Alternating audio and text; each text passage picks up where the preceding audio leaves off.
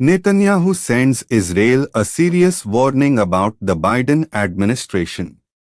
Former Israeli Prime Minister Benjamin Netanyahu slammed Israel's current government Monday for allegedly agreeing to a no-surprises policy whereby Israel will keep the Biden administration informed of any actions it undertakes against Iran. The information that is sent to America could be leaked to major media outlets and in this way our operations will be thwarted, Netanyahu, who is now the opposition leader in the Knesset, the Israeli single-chamber equivalent of Congress, said when the legislature was in session. That is why for the last decade I have refused the requests of American presidents to always inform them of our actions. Netanyahu's remarks were reported by the Times of Israel and on Twitter by Tel Aviv-based Axios contributor Barak Ravid. Media in Israel is regulated by the Israeli Military Censor, an Israeli Defense Forces Directorate of Military Intelligence Division responsible for controlling the publication of military-related information in the country. The censor ensures that information sensitive to Israel's security interests doesn't come out through reporting from Israeli outlets. However, the United States lacks such a censor during times of peace. This enables sensitive information shared by Israel with the US government to leak out through insiders who share information with reporters at major American news outlets.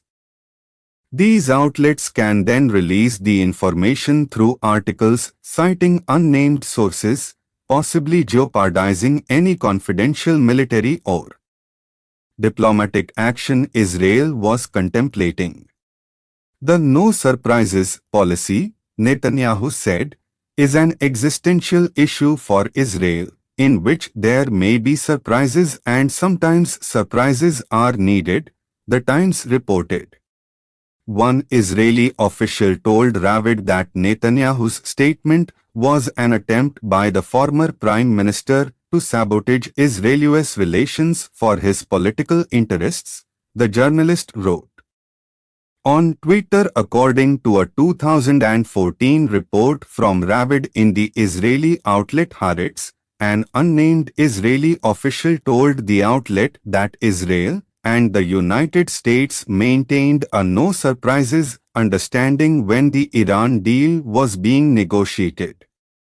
The objective of the policy, according to the report, was to ensure that Washington was in the loop about Israel's plans for dealing with the threat of Iranian nuclear weapons and that Washington informed Jerusalem in advance about the United States' communications with Iran. As of 2021, the policy is still in place, reporting from the Times suggests. Then Israeli Foreign Minister Gabi Ashkenazi reportedly agreed earlier this year to a no-surprises policy with the Biden administration, while Netanyahu still held the reins of the Israeli government.